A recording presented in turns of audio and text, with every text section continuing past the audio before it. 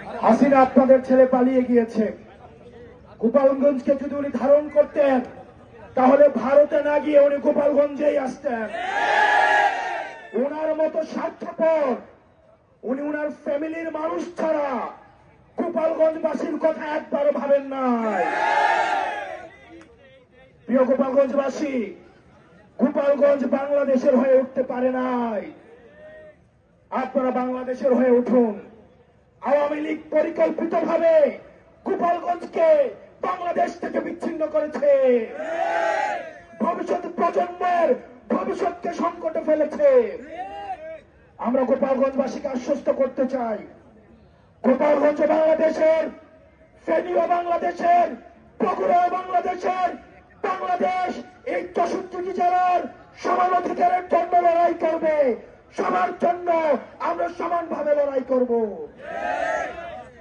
প্রিয় গোপালগঞ্জবাসী, আমরা আপনাদেরকে আহ্বান জানাবো, আপনাদেরকে আমরা জালিমের শাসন থেকে মুক্ত করেছি।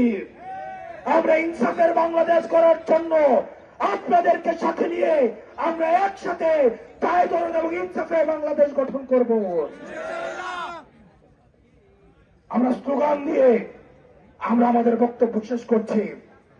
এই গোপালগঞ্জের মুজিববাদীদের মাটিতে দাঁড়িয়ে আমরা ঘোষণা করছি, ওই মুজিববাদের আস্তানা ভেঙে দাও, ঘুরিয়ে দাও।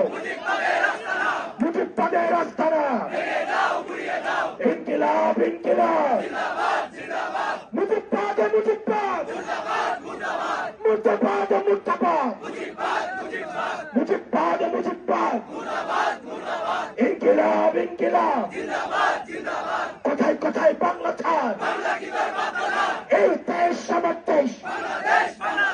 ইনকিলাব ইনকিলাব, মুজিববাদ মুজিববাদ, এনসিপি এনসিপি।